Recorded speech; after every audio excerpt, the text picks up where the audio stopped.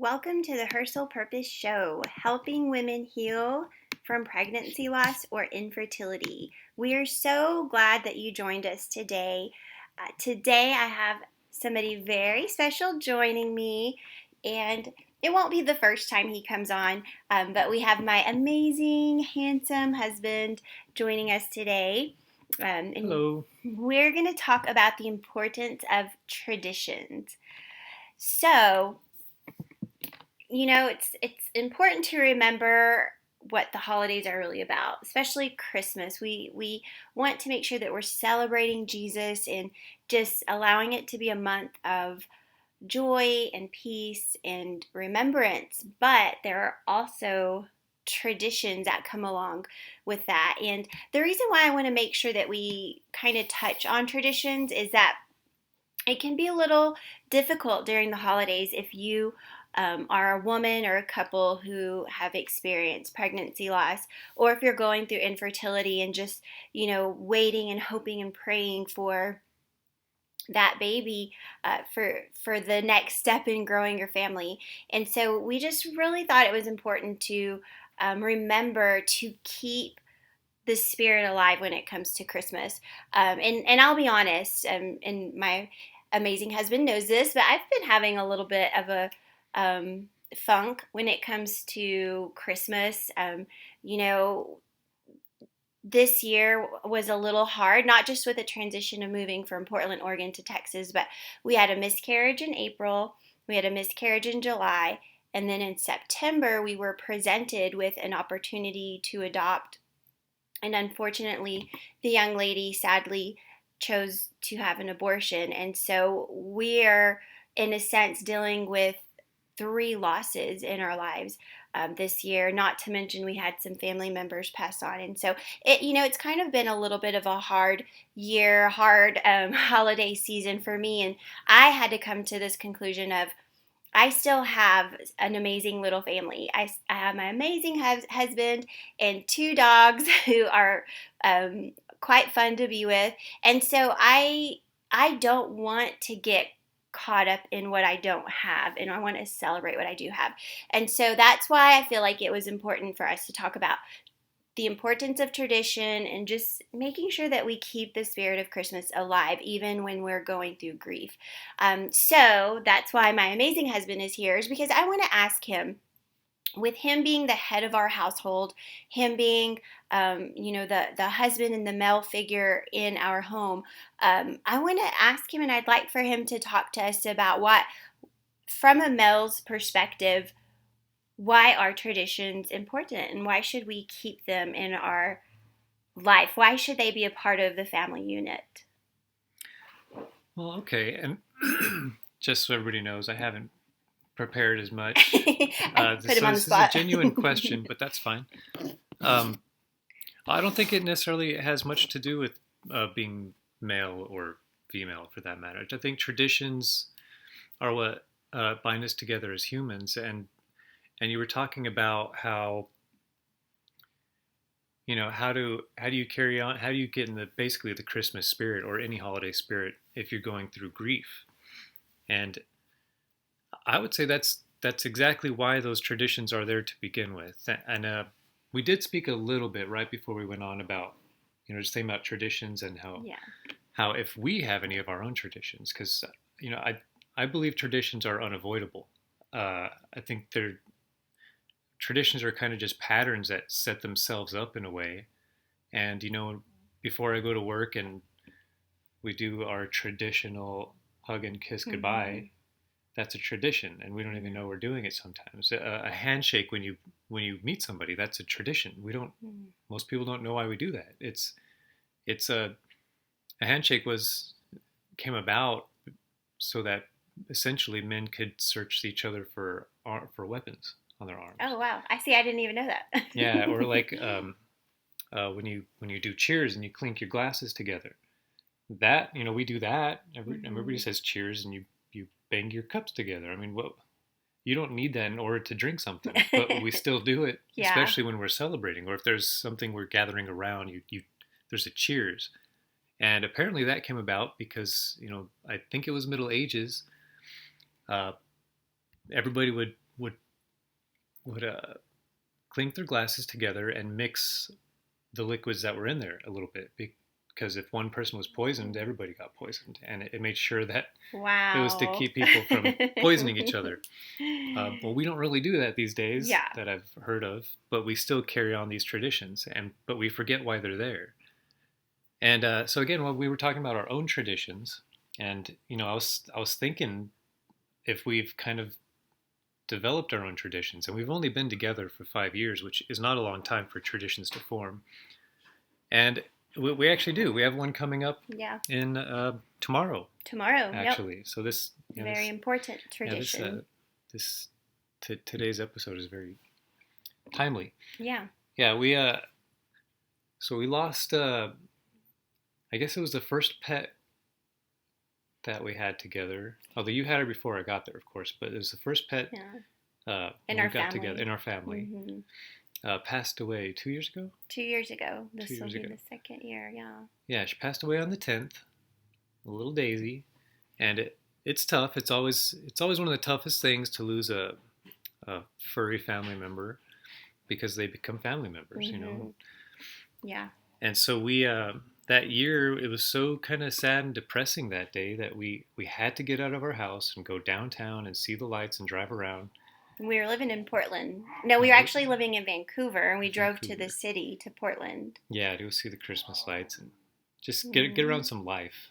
Yeah. It just feels good. It doesn't feel good to be alone when you're in grief, and we all kind of know that. Even though sometimes there's a time for that.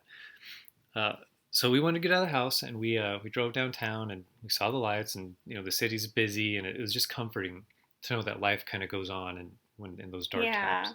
Yeah. And to just be around there and sit. And we found this. We were wondering what to eat, in honor of Daisy, and of course there's a hot dog store. It's like, well, there you go. I guess we'll have a hot dog. Yeah, and they were amazing. And so we went in there, and it had a window kind of overlooking parts of the city, and we had our gourmet hot dogs. And from then on, we just need to do this every December 10th. We need to go have a hot dog. Yeah. In honor of our first little buddy that we lost. And even the first, what's interesting about that is even the first year of doing, after like her year anniversary, which was last year, we could not, so the little hot dog place that we found had closed down. It went out of business. Yeah, we were just going to go to that same hot dog place because it was so good. And we could not find a good hot dog place in Portland. So we ended up finding this vegan Portland place. If you know anything about Portland, it's very only health food. Very you can't healthy. be unhealthy in Portland, even if you want to be. Yeah, and so we found a vegan hot dog place, and they were terrible. We didn't like them. No offense to any vegans out there. Y'all don't know how to make hot dogs. We did not enjoy these vegan hot dogs. And so now we kind of laugh at that too. We've giggled about it, like trying to, figure out. So now we're in Texas and we're going, okay, we're surely going to find a good hot dog place here. That'll be tomorrow. So that shouldn't be too hard. Yeah. Shouldn't be too hard this time. Yeah. But yeah, so even last year, the tradition was more important than the details in a way. So we technically didn't even need a hot dog because there was no hot dog in the hot dog. There was no hot dog. Yeah. But the tradition was still there, so it was we still did it.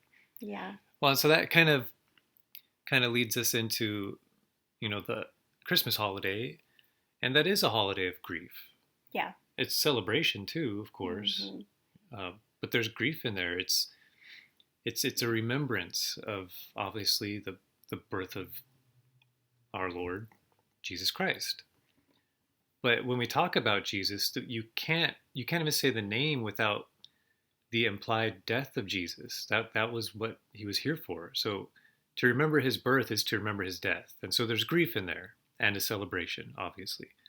But to get more into the details of the tradition, today I guess I kind of wanted to focus on, because there's 100 Christmas traditions, just, probably in one family.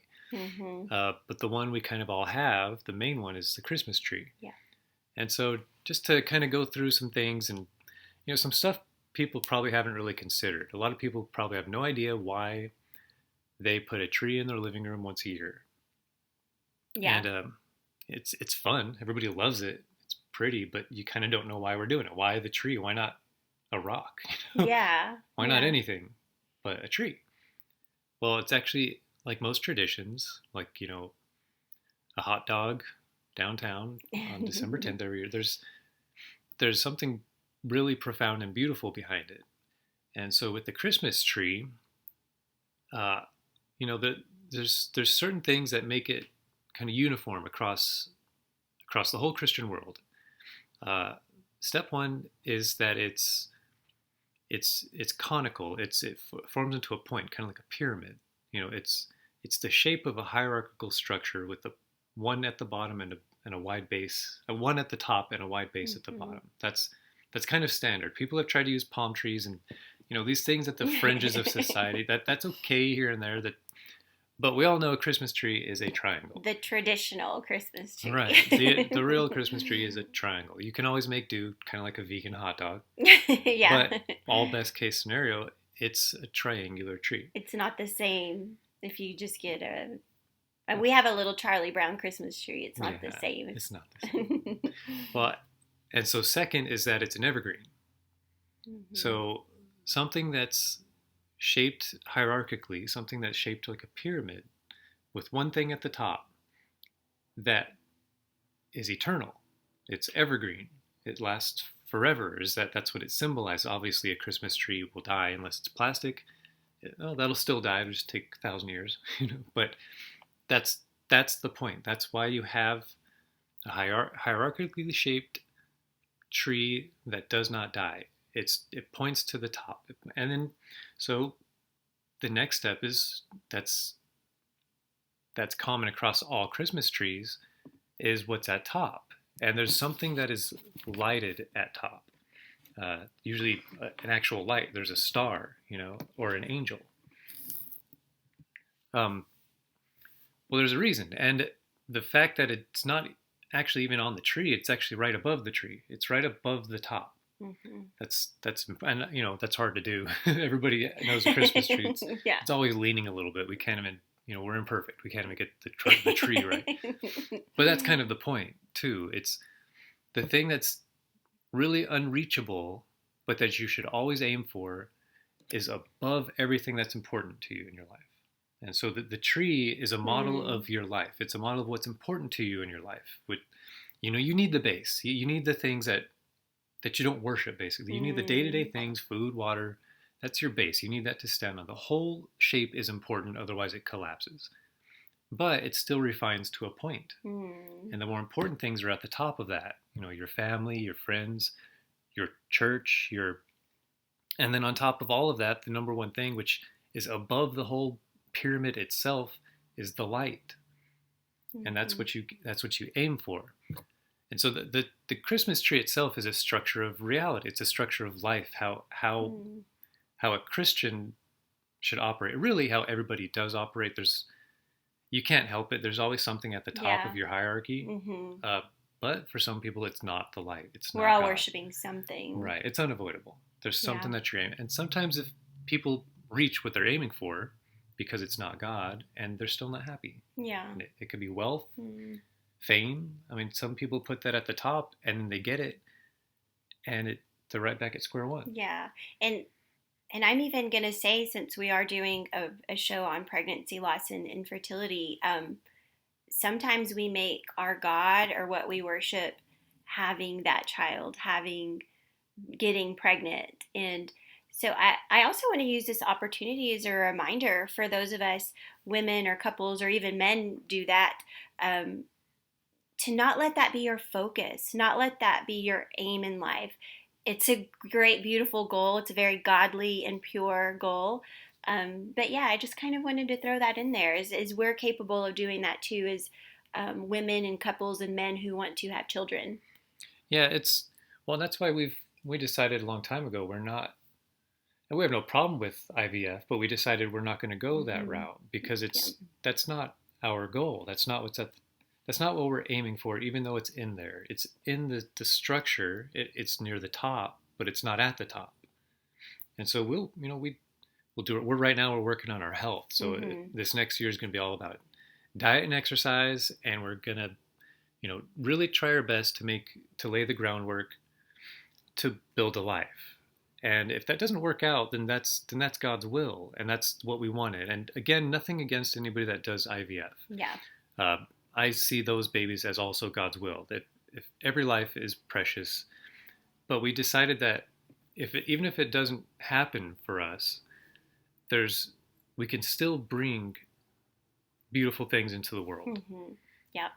And so that's what we're going to try to do. So, but yeah. So anyway, going back to the tree, uh, make sure that at the top of that tree there's something that's worth aiming at but unattainable, and Mm.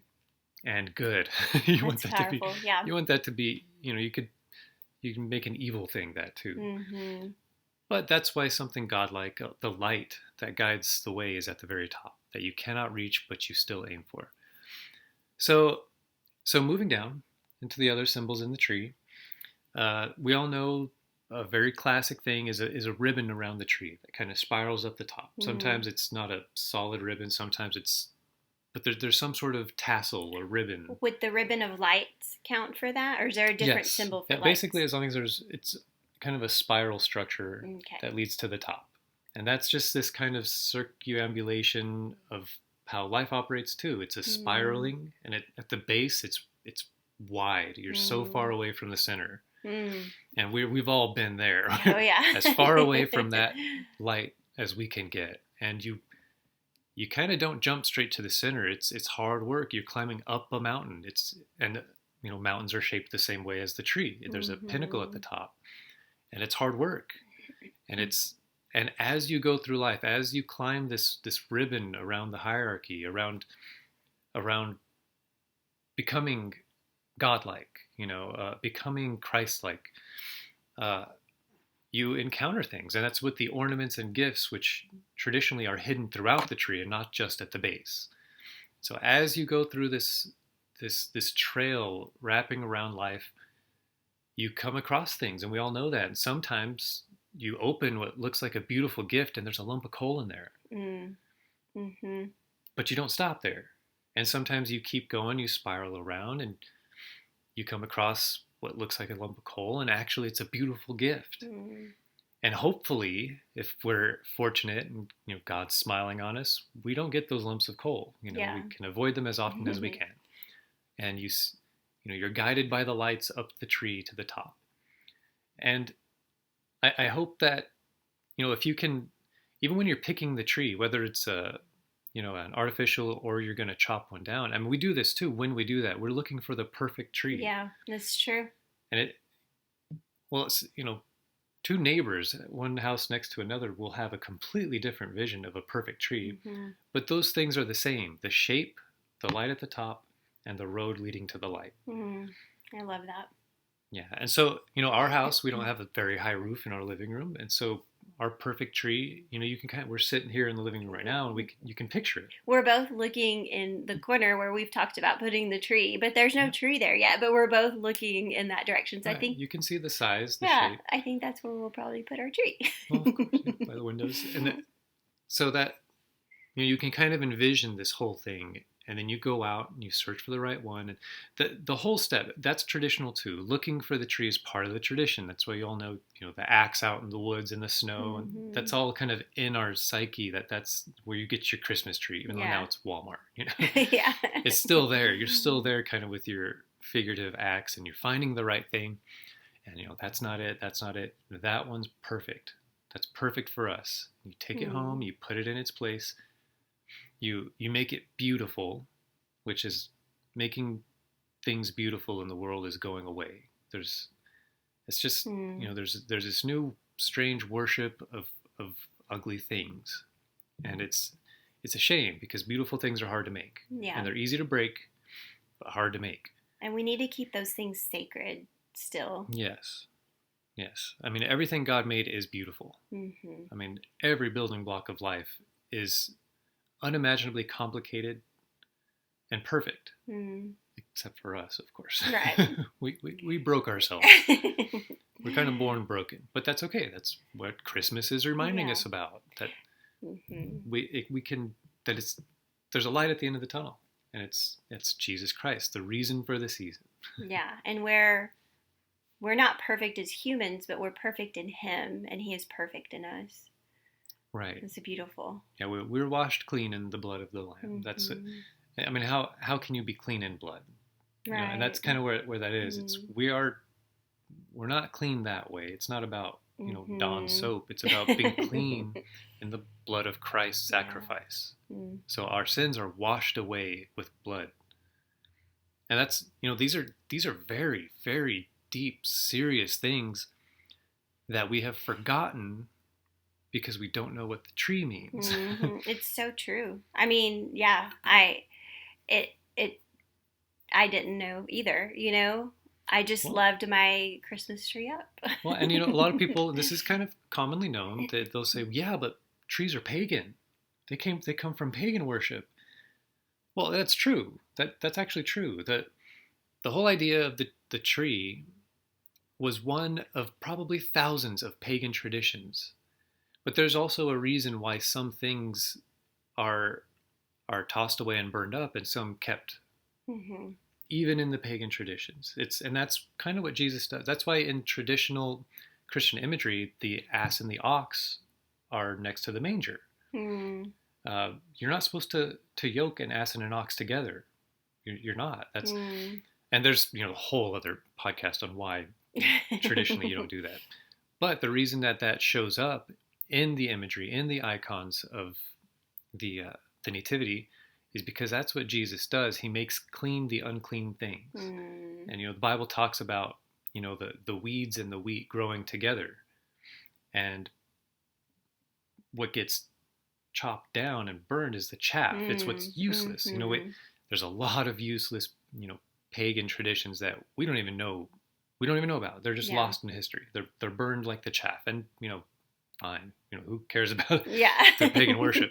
But some things Christ can make clean, and Mm. I mean, Mm-hmm. pagans did not make evergreen trees. They didn't invent the axe to cut it down. They didn't invent light to put on top. Mm. It's not like they made these things. They were there. They just happened to put them together, and they were turned into essentially unclean idols. But Jesus can come through, and if it's something worth keeping, He will keep it. Mm. And I mean, really, you can say the same thing about every one of us. Yeah, seriously. Yeah, we're born sinners, and the only payment is death. But Jesus went down and beats death. Mm-hmm. So there's really life in that death. Yes. Yeah, I love that. Yeah, and that Yeah. everything about lighting the house, all these whatever, and there's so many odd Christmas traditions around the world that we don't even know about. That it's the same thing. It's kind of like that that vegan hot dog. Yeah. There's a reason behind it, even if it seems silly. And as time goes on, some of those will be lost to the burning of chaff. Maybe it's just not that it's evil. It's just simply not necessary. It's not doing its purpose of making us remember. But I personally think that the tree, it may not last forever, but it'll last a very long time Mm-hmm. because it's the structure of reality. Yeah. And so the only thing that can change that is if those trees go extinct. But all that's going to mean is we'll find another cone-shaped object to throw in the living room, and it will live on.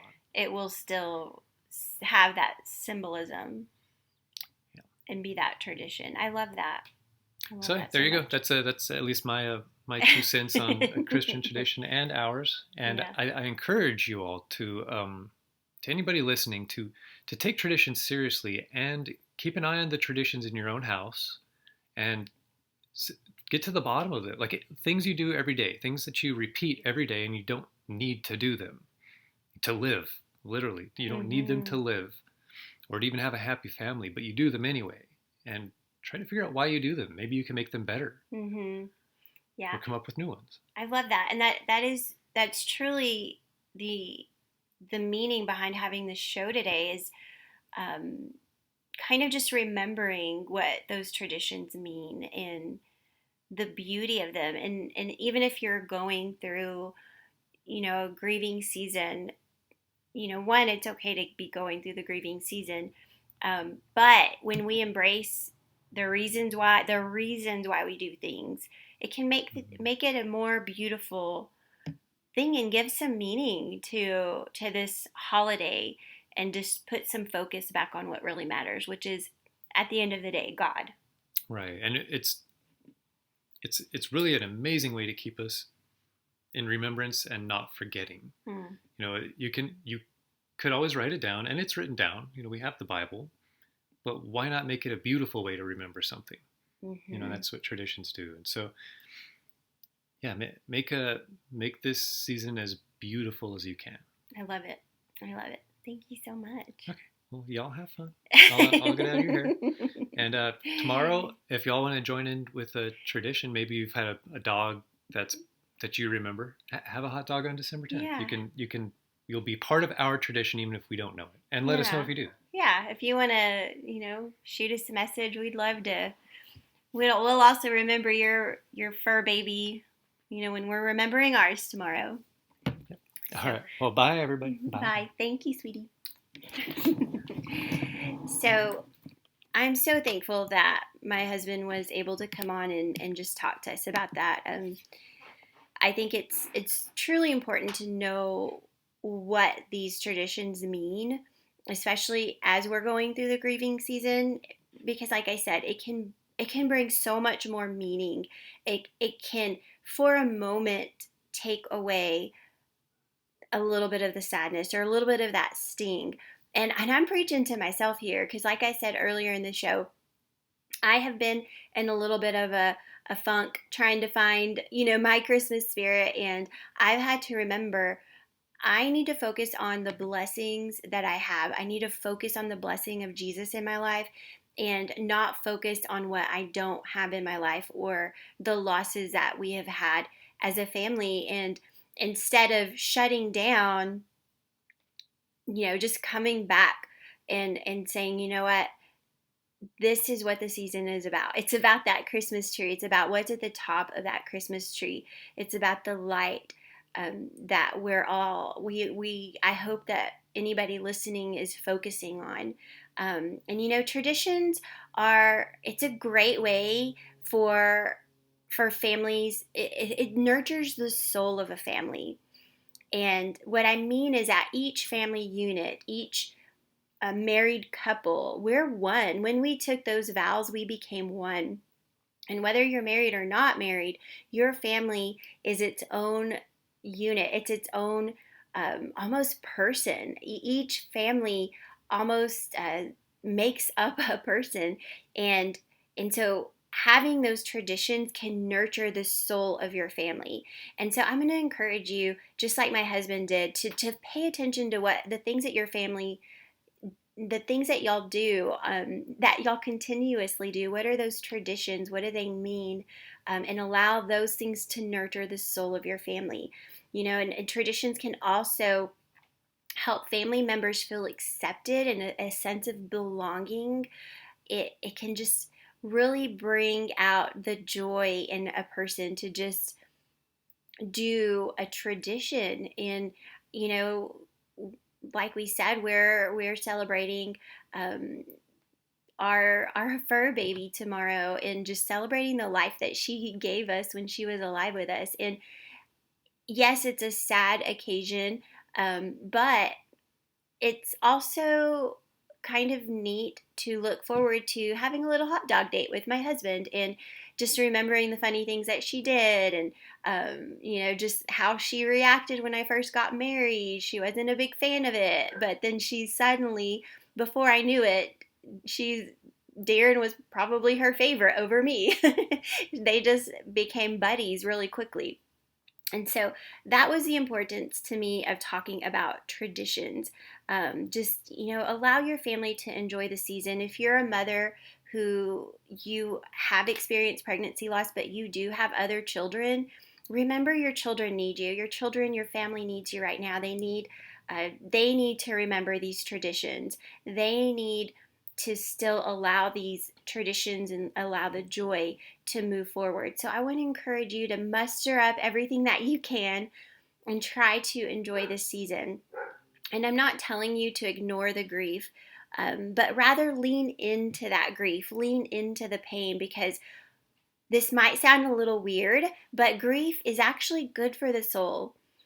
Grief for that moment allows us to embrace God, and it allows us to embrace His mercy and His grace, and the love that He has for us.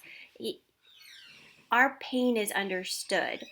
And so grief can actually bring a restoration in our soul. It can bring some cleansing in our spirit. And so I'm not at all asking you to ignore the grief or to step over the grief, but more so lean into that pain, lean into that grief, and remember who is that light, who is at the top of your Christmas tree. It's that light. Most of us put a star, or sometimes, I know when growing up we had the same little angel that we put on our Christmas tree, and that was a symbolism of Christ in our lives and Christ in our hearts. So hang on to those traditions, and keep going during this season. Also, I'm going to speak a little bit. And I don't want to go in too heavy on this topic, but I spoke a little bit earlier about us going through being given the option of adoption, and then the young lady having an abortion. And the reason why I want to speak on this is because if you are a woman that chose abortion and you're struggling this season, I want you to remember that there is grace at the cross for you. There is love at the cross for you. And I know it must be hard. I have a couple of friends who have experienced making that decision, and they still struggle with it years later. And my encouragement to them is always remember there is grace at the cross. Remember how much He loves you, and I can't judge you. I don't know what your heart was. I don't know why you made the decision you made, but I do know that God loves you. I do know that you are precious in His sight. I do know that there is forgiveness, and He wants you to lean into Him and accept that grace. So if you've not done that this Christmas season, I want to encourage you to do it. To just lean in and cry to Him if you need to, but don't ignore that there is grace at the cross for you. And also, if you are a woman who is maybe going through a crisis pregnancy and you are thinking of the option of abortion, I want to encourage you to pray really hard about that. Life is important. It is so important. And I just want to be a voice for the unborn. And also, while I'm on the topic of this, if you are struggling with that decision, should I have an abortion? Should I keep the baby? Should I have an adoption? Of course, I'm going to encourage you to choose life. But go and follow one of my friends. Her name is Amy Blackwell, and she's got an amazing organization called The Testimony I Never Wanted. So you can actually look for that on Facebook, A Testimony I Never Wanted. Her name is Amy Blackwell. She is phenomenal. She just wrote a book. I have it. It'll bring you to tears. But get the book. Get the book. Do your, I don't want to say research. Research is perhaps the wrong word, but just seek. Seek. That's the word I'm looking for. Seek the right answer. Seek what to do. If you need somebody to talk to, I'm available. I know Amy's available. But don't make this decision blindly. Make sure that you are talking to people and that you are talking to God's people and really seeking holy advice. Now, this book is available on Amazon, Barnes & Noble, and on other online bookstores, or you can reach out to Amy and she will, you can order it directly from her and she will send you a signed copy. And so, yeah, again, check out her Facebook ministry page. She is amazing. She is an ambassador for the East Texas Right to Life, and a part of the Sanctuary Cities for the Unborn. And she just has a heart and a passion to to be a voice for the unborn, to speak for them, and for women that are making that decision, you're in the midst of making that decision. So yeah, so go out and get that book and follow her. She is an amazing, amazing person to reach out to if you just need prayer or somebody to talk to. And again, you can reach out to me. And so I just wanted to make sure that I spoke on that because I didn't want to just briefly mention abortion and then, quietly walk away, because that is a very important topic. And you too, if you have experienced having an abortion, you too are going through a grieving season. And this is for you also. This whole show is for you as well. You're not exempt from this. We are pro love here at Her Soul Purpose, and we love you, and we know that there is grace. And so I just wanted to make sure that I spoke on that. You are loved just as much as the woman who had a miscarriage. And so that is going to wrap up today's show, y'all. I'm so thankful that my husband was able to come in here and speak to you guys and just share what the tradition of a Christmas tree means, because that is the big one. That is the big tradition that most of us have on our Christmas holiday busy to-do list, is to get that Christmas tree up.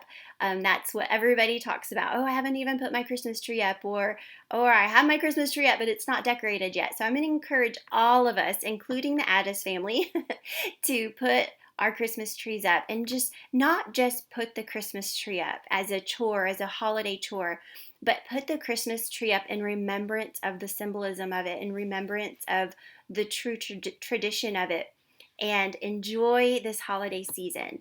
You are loved, you are cherished, and I hope you all have a beautiful, beautiful week. Bye.